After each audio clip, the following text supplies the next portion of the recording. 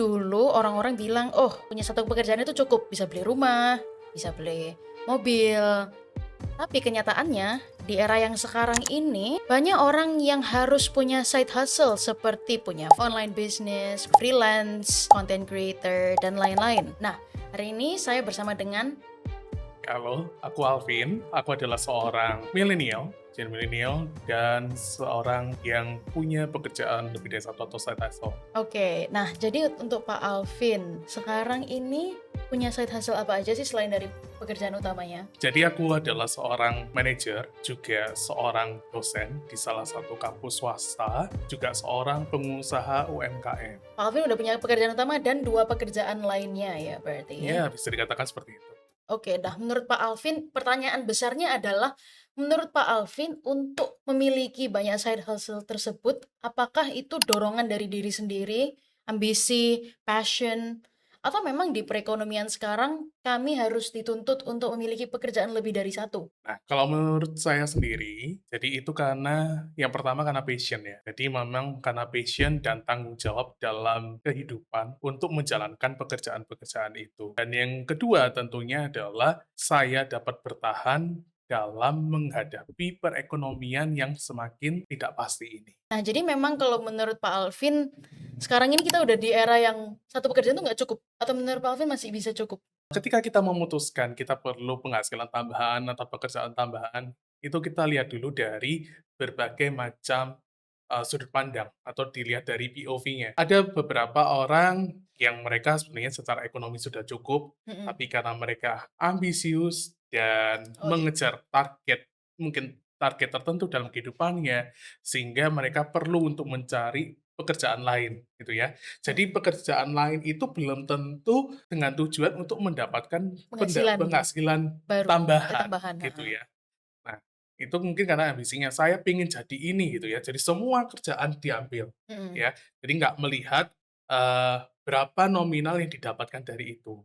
Nah, tapi ada juga beberapa, kalangan yang memang memerlukan penghasilan tambahan karena keadaan ekonomi yang tidak baik-baik saja. Nah, mungkin mereka dari kalangan menengah ke bawah, atau mungkin juga ada beberapa kalangan yang memang mempunyai gaya hidup yang tinggi. Maka untuk mencukupinya, ya salah satu caranya adalah dengan mencari penghasilan tambahan dengan menambah pekerjaan. Oke, jadi karena Pak Alvin udah kerja jadi manajer, terus juga jadi dosen dan punya bisnis UMKM juga ya. Yes.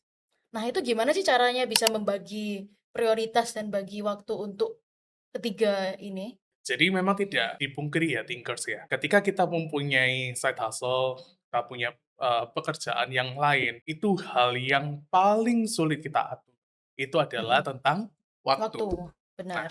bagaimana kita menjaga waktu? Kadang saya pun juga berpikir bahwa dalam satu hari 24 jam, itu pun tidak Kurang cukup, ya, bener, kurang saya gitu juga ya. ngerasa kadang kurang sih. Nah, itu.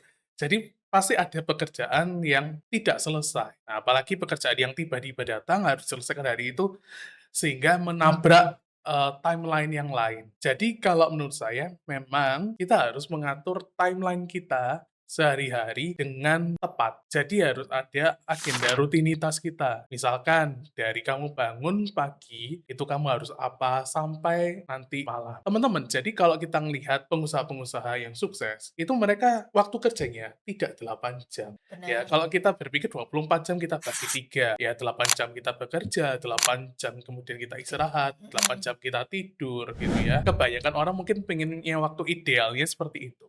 Nah, tapi faktanya yang ada tidak seperti itu. Kalau kamu ingin mengejar penghasilan tambahan, kalau kamu ingin mengejar ambisimu, maka tidak cukup 8 jam kerja itu. Nah, banyak orang mungkin 16 jam kerja. Benar, karena emang Ya. pada kenyataannya work life balance tuh ya pasti penghasilannya ya juga balance. Nah, itu.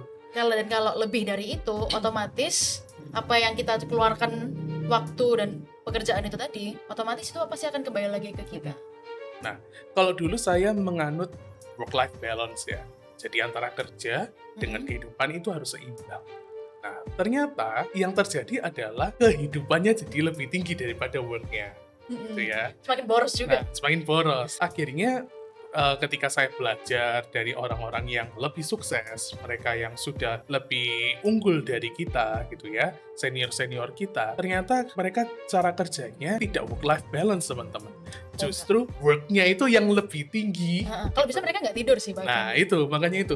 Jadi kadang mereka tidur cuma 4 jam, 3 jam, 2 jam Mhm, gitu. Jadi memang targetnya itu adalah bersusah-susah dahulu, bersenang-senang kemudian. Jadi benar. memakai masa yang sekarang ini, masa muda ini untuk merintis dulu. Mhm, Nah kemudian nanti sambil mengumpulkan supaya nanti di masa tuanya mungkin cita-citanya mau slow living, mau mhm. enak gitu ya. Makanya sekarang yang di masa yang muda Mmm. ini kerjanya sampai mati-matian. Oke, nah tadi kan Pak Alvin sempet bilang kalau Pak Alvin dari generasi milenial ya. Bagaimana kayak pendapat, oh bukan pendapat ya, mungkin pandangan Pak Alvin mengenai kayak mungkin dengan teman-teman seumuran Pak Alvin yang pengennya sekarang menikmati hidup dulu. Banyak ya yang Jadi meskipun kayak, oh sorry, jadi meskipun kayak sekarang perekonomian yang sangat menurun, tapi orang-orang masih berpikiran, oh nggak apa-apa lah, masih muda kok. Jadi teman-teman, kalau menurut saya itu bukan berdasarkan pada kamu generasi apa, gitu ya. Bahkan dari generasi boomers pun masih ada yang berpikiran seperti itu, masih enak-enakan. Tetapi zaman ini berubah, teman-teman. Nggak bisa kita samakan dengan Mhm, mhm, kehidupan mungkin orang tua kita, gitu ya. mhm, Mereka yang generasi boomers, generasi X. Nah, saya sendiri kan generasi milenial akhir, gitu ya. mhm, Milenial akhir, kemudian ada Gen Z, kemudian sekarang masuk Gen Alpha. Keadaan sekarang ini semakin tidak menentu. Tapi kalau kita lihat di zaman dulu pun, maksudnya di zaman orang tua kita, tidak senyaman itu gitu ya. Mereka juga punya struggle-nya sendiri. Nah, tapi teman-teman, kita juga harus lihat ya, kalau pada zaman orang tua kita, mungkin mereka bisa, kok beli rumah segampang itu ya, gitu ya. Nah, iya, sekarang anak-anak yang, sorry, maksudnya teman-teman saya gitu ya, itu rasanya beli rumah aja kok sulit, di mhm. diperhadapkan dengan KPR yang bunganya juga meningkat ya. Sekarang kan, Bener, terus DP-nya dari juga tinggi sekali. sekarang dari BI kan bunganya 5,5 kalau nggak salah ya, Mhm, teman-teman. mhm, Nah, itu pengaruh. Jadi mereka tidak mampu, kita ini tidak mampu untuk, beli rumah atau beli hal-hal yang lain. Itu bukan hal yang fancy ya, Bu Mili. Menurut saya kan itu bukan. kan yang penting itu kebutuhan itu ada 3 sandang, Sandang, pangan, pangan, papan. papan. Nah Mhm, itu. Jadi kan itu adalah kebutuhan primer. Untuk mencukupi kebutuhan primer, kita aja masih struggle dengan ekonomi yang seperti ini, bener. gitu ya.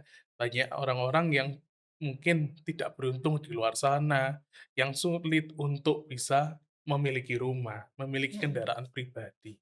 Nah, ya solusinya cari kerja. Tapi juga kadang ada orang yang bilang, mau cari uang sampai kapan gitu ya.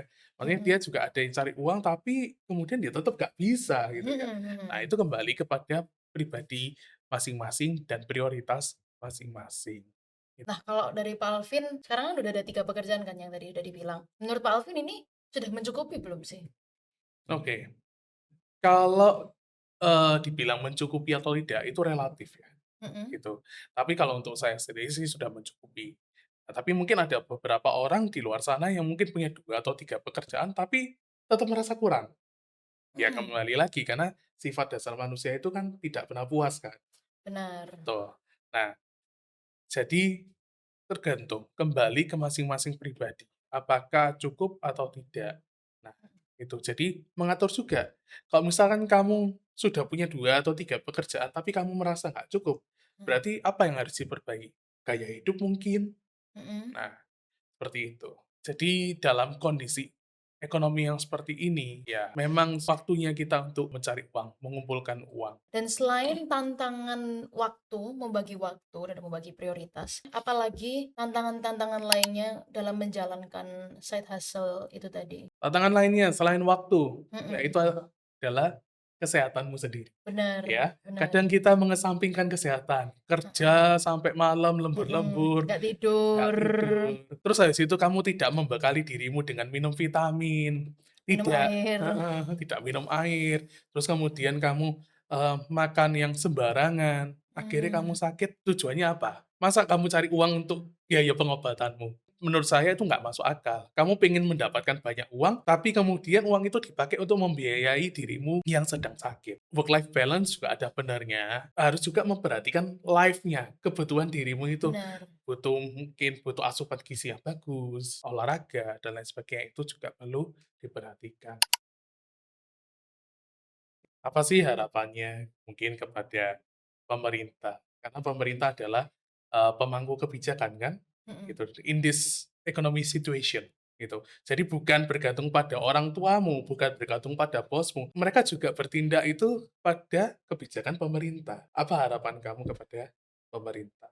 Setelah saya berkutat di white space, di mana kami menjembatani mahasiswa-mahasiswa dengan industri, saya ternyata baru tahu kalau pemerintah di Pinterest sendiri tuh sudah ada kayak semacam program magang gitu ya. Menurut saya itu bisa sangat amat dioptimalkan lagi, karena pada kenyataannya banyak banget investor atau organisasi yang dari luar, mereka masuk ke sini dan mereka narik orang Indonesia untuk bekerja dengan mereka. Harapannya adalah pemerintah kami sendiri yang melakukan hal itu, bukan justru organisasi atau perusahaan dari luar. Jadi seandainya kalau pemerintah bisa mengembangkan itu lagi dan bisa menjembatani antara dan lebih bisa menjembatani lagi untuk kampus-kampus ke perusahaan daripada nganggur di sini terus ditarik keluar, mending justru yang pemerintah di sini yang bisa menyokong para mahasiswa-mahasiswa ini untuk mencari pekerjaan itu tadi.